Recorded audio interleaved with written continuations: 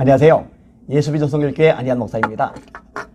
김동원 목사님이 차별금지 법안을 반대하지 않으시는 거, 김동원 목사님이 만드신 청어람이 거꾸로 차별금지 법안을 지지하는 것, 이런 것들에 대해서 제가 이제 방송을 내보내니까요, 와, 공격이 장난 아니게 들어오더라고요. 진짜로 김동원 목사님 따르는 분들이 엄청 많더라고요.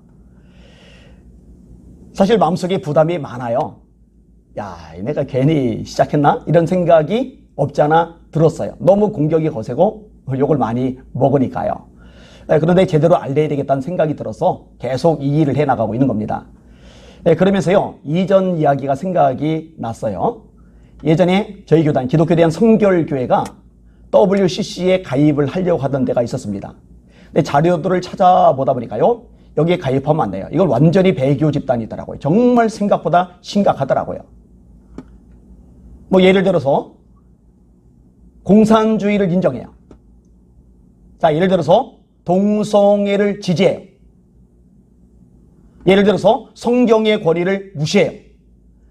제가 이런 것들은 좀 더 자세하게 다루도록 할 생각입니다. 근데 이런 곳에 가입을 한다? 이거는 제정신이 아니라고 생각이 들었습니다. 근데요, 그때 이미 대세는 기울었어요. CTS에서, 그리고 국민일보에서 기독교에 대한 성결교회는 WC 가입할 것이다 라고 예측해서 기사를 내보낼 정도였으니까요. 그럴 수밖에 없는 게요, 총회장님이 앞장을 섰어요. 교단 총무님이 앞장을 섰어요. 저희 교단은 노회라고 하지 않고 지방예라고 그러는데, 이미 16개 지방에서 WCC 가입에 찬성, 결의를 해버렸고, 나머지 지방에도 마찬가지 수순을 밟고 있어요. 그 당시에 서울시대 총장이던 유석성 총장님 적극적으로 지지하는 분이에요. 근데 저는 그 당시 40대예요. 40대. 뭐 대형 교회도 아니에요. 이 40대의 젊은 목사가 나서서 이거를 반대한다. 이거는요, 보통 압박감이 드는 게 아니더라고요. 제가요, 성도들 보고 이렇게 얘기를 끄집어놨어요. 여러분, 제가 지금 하고 있는 일은요, 계란을 지금 던져서 바위를 깨려는 겁니다. 생각을 해보세요. 바위에다가 계란을 집어 던지면요, 100개를 던지든 1000개를 던지든 10,000개를 던지든, 아니 100만 개를 던지든 100만 개 계란이 다 깨지지 바위가 깨지지는 않아요. 그런데 제가 이렇게 또 얘기를 했어요. 계란으로 바위에 던지면 계란만 깨지겠지만 하나님이 역사하시면은 계란 앞에 바위도 깨질 겁니다. 제가 어느 정도까지 결단을 했냐면요, 교단에서 면직을 당할 생각까지 했어요. 목사직 박탈. 결론만 미리 얘기를 하면요, 제가 교단에서 목사직을 박탈당한 것도 아니고요, 통과된 것도 아니에요. 그 당시에 성명서가 배포가 됐어요.